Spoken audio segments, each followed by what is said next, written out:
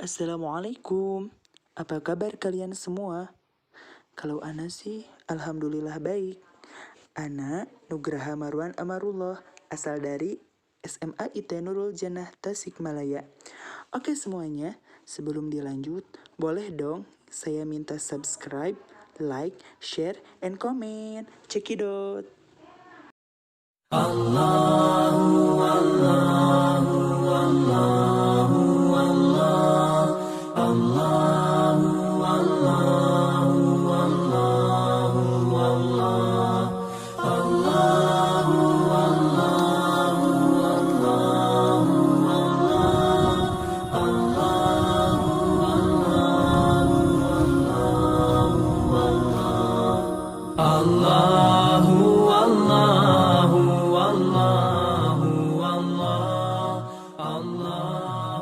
Yang terhormat para dewan juri, yang saya hormati para peserta lomba pidato sirah nabawiyah, serta pemirsa yang dirahmati Allah Subhanahu wa Ta'ala. Bismillahirrahmanirrahim. Assalamualaikum warahmatullahi wabarakatuh. Alhamdulillahirabbil alamin, wassalatu wassalamu ala asrofil anbiya'i wal mursalin wa ala alihi wa ashabihi ajma'in, amma ba'du. Pemirsa yang dirahmati Allah, alhamdulillah pada kesempatan kali ini saya akan menyampaikan sebuah pidato yang berjudul Sang Syuhada Pendengar Suara Allah Subhanahu wa Ta'ala. Pemirsa, siapakah sang syuhada yang mendengar langsung suara Allah? Ya, Abdullah bin Haram. Abdullah bin Haram adalah salah seorang sahabat Nabi yang sudah tua renta, yang tidak layak untuk berjihad, tetapi hatinya dihiasi dengan jihad. Suatu ketika, Abdullah bin Haram mendatangi Rasulullah dan berkata, "Wahai Rasulullah, aku merelakan jiwa ragaku dalam medan perang ini." Lalu Rasulullah memanggil Jabir radhiyallahu anhu dan berkata, "Wahai Jabir, Bapamu ingin mengikuti jihad di medan perang." Lalu Jabir menolaknya dan melarangnya. Lalu Rasulullah Shallallahu Alaihi Wasallam memanggil Abdullah bin Haram dan dihadapkan kepada Jabir radhiyallahu anhu selaku putranya dan berkata, "Wahai Abdullah, anakmu Jabir tidak mengizinkan engkau untuk berperang di perang Uhud." Lalu Abdullah bin Haram marah kepada Jabir dan berkata, "Ya Jabir, laulal jannah la afarkuka iyah." Wahai Jabir, jikalau ini bukan masalah surga, maka aku siap untuk meninggalkan posisiku. Lalu disitulah Abdullah bin Haram dinisbatkan sebagai orang yang syuhada. Lalu apa yang terjadi setelah perang Uhud?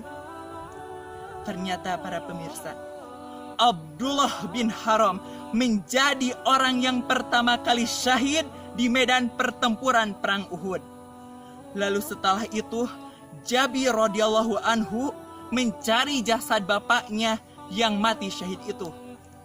Dalam riwayat yang diriwayatkan oleh Imam Ahmad dan Imam Al-Bukhari, bahwasanya Rasulullah Shallallahu Alaihi Wasallam menghampiri Jabir dan bersabda, "Wahai Jabir, maukah engkau aku beritahu bahwa ayahmu sedang berbicara langsung dengan Allah?"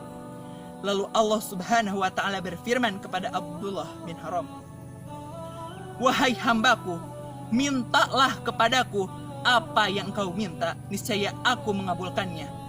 Lalu Abdullah bin Haram menjawab, "Wahai Tuhanku, izinkanlah aku untuk hidup kembali agar aku bisa menjadi syuhada yang kedua kalinya." Lalu Allah Subhanahu wa Ta'ala berfirman, "Aku telah menisbatkan kepada mereka orang yang sudah mati, bahwa sesungguhnya apabila mereka sudah mati, maka tidak bisa hidup kembali ke dunia." Lalu Abdullah bin Haram menjawab, "Wahai Tuhanku, jikalaulah begitu, maka beritahukanlah kepada mereka orang-orang yang ada di belakangku." Lalu Allah Subhanahu wa Ta'ala berfirman dalam Quran surat Ali Imran surat ketiga ayat ke-169 yang berbunyi, A'udzu billahi minasyaitonir rajim. Wala tahsabanna alladzi qutilu fi sabilillahi amwata bal ahya'un 'inda rabbihim yurzaqun. Yang artinya, janganlah engkau menganggap remeh orang-orang yang gugur di jalan Allah itu mati. Bahkan mereka hidup di sisi Tuhannya dengan mendapat rizki. Dari kisah ini dapat kita simpulkan dari kisah yang menggugah jiwa kita, yang dimana orang tua yang sudah renta, yang tidak bisa berbuat apa-apa, tetapi ketaatannya kepada Allah dan Rasulnya sangat luar biasa sehingga meninggalkan segalanya. Maka dari itu, kita selaku generasi agama, nusa dan bangsa harus siap dan mengobarkan jiwa jihad pada diri kita. Ishkariman au mut syahidan, hidup mulia atau mati syahid. There is no real happiness apart from to getting the pleasure of Allah. Tidak ada kebahagiaan yang hakiki melainkan menjemput keridhaan Allah. Wallahu a'lam. Khudh ma sofa wada' ma kadar. Syukron kathiran. Kopi pahit jangan diseduh. Saya pamit. Wassalamualaikum warahmatullahi wabarakatuh.